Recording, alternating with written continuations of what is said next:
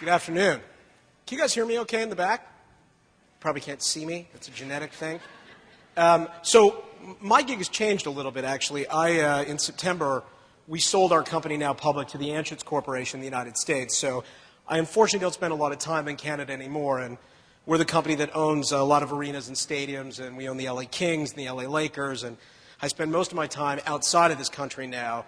So it's a real honor and treat for me to actually be back here. And I love how damn polite Canadians are. It's the best thing in the world. So in the spirit of being Canadian in my own home environment, I think we should really give Farah and Martin and Kelly and the rest of the team a huge round of applause for organizing such an amazing event. It's a lot of work. So thank you. And thank you for giving me the opportunity to speak to you. I will say I wouldn't be a good lawyer if I didn't give a couple caveats before I started. And the first is, I'm not a consultant.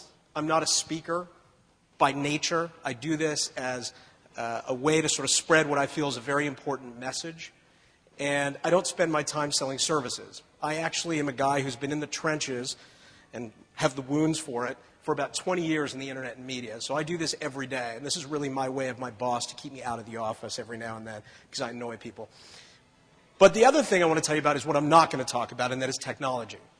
So I will address little bits and pieces about technology, but I want to talk about something that's far more important and far more interesting, which is we are, as human beings, living in a moment in time that has been unreplicated historically.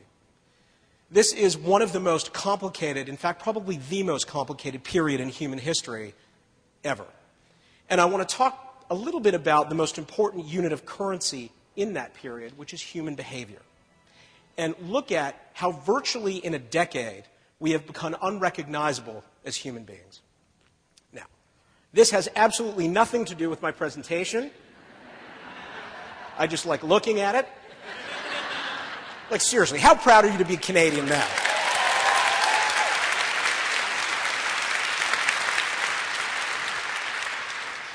But it's interesting because if you think about the other moment in our lives that was this similar in hockey, it was 1972. When Paul Henderson scored the goal against the Soviet Union. And you think about how we shared that event as a country. It was actually at a turtle's pace compared to what happened in Vancouver less than a week ago. And it was because of our behavioral change and how we've actually adapted to that we were able to share an event historically with one another in a way we never could before. Let me show you what it looked like. This is Facebook. You're looking at status updates from a 45-minute period where Zach Parise gave us a cardiac arrest. Sidney Crosby revived us. In that 45-minute window, there were 3.5 million status updates from North Americans alone about this game. So we have fundamentally changed in the way we interact with one another, not because of technology, but because of what technology has allowed us to do to ourselves. Now, when you take a look at social media, I actually hate this term. It's annoying. It's one of those annoying terms that people created because they were trying to define something and freak everybody out, and they could sell consulting services around it. The truth is that social media is very simple, and I will give it to you in one sentence. You'll never need to worry about it again. Social media is just the evolution of a platform on the internet. When we started in the web, everything was push. To build a website was about $4.5 million. It was brochureware. There was no mechanism for us to speak to one another. And all Web 2.0 did, and all social media did, was open the gates to communication. It provided cheaper, faster, easier mechanisms for people to actually talk. That's it. It really isn't more complicated than that. And there are lots of people who will try to explain to you the how. In fact, I could walk out onto Bay Street with a stick and I could hit 15 people who call themselves social media consultants within about a block. Now, the truth is, hiring someone to teach you how to do social media is the equivalent of paying the high school cheerleader to teach you how to be popular. And probably about as effective.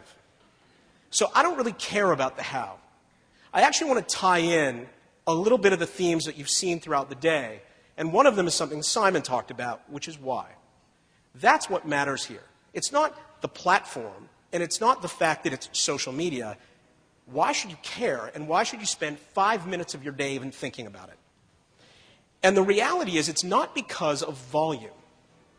right? It's not because the web is a huge marketing opportunity with a huge audience. In fact, if that were true, you would spend much more of your time on television, or you'd fly 5 Zeppelins around New York City, and you'd probably get your message out a lot faster. The reason you should care about social media is because it is an actual embodiment of who we are as human beings and how we have changed in our behaviors over a decade. If you look today, what technology has done has basically freed us. It's enabled a dormant part in ourselves, a behavior that most businesses and institutions that we created did not allow us to achieve. And suddenly, within a 10-year period, we can be who we want to be. And in a decade because of it, we are literally not the same people behaviorally that we were 10 years ago. And now, we don't fit in here anymore. Most of the institutions that we built, from government, HR, marketing, education, are no longer replicative or representative of who we are as people. The house doesn't fit the people who live in it anymore. Now, arguably, this is kind of a vile photo, I know. Arguably, we are in the middle of a revolution. And not just any revolution. You are living in a point in time that historians and scholars will write about for thousands of years.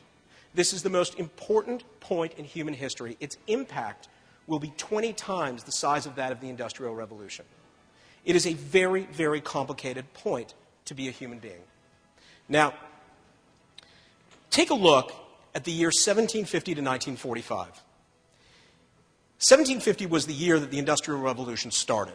And in a period that was roughly 200 years, we saw really what was one of the formative points in human history. We saw 2 world wars, the industrialization of society, and the Great Depression. 200 years.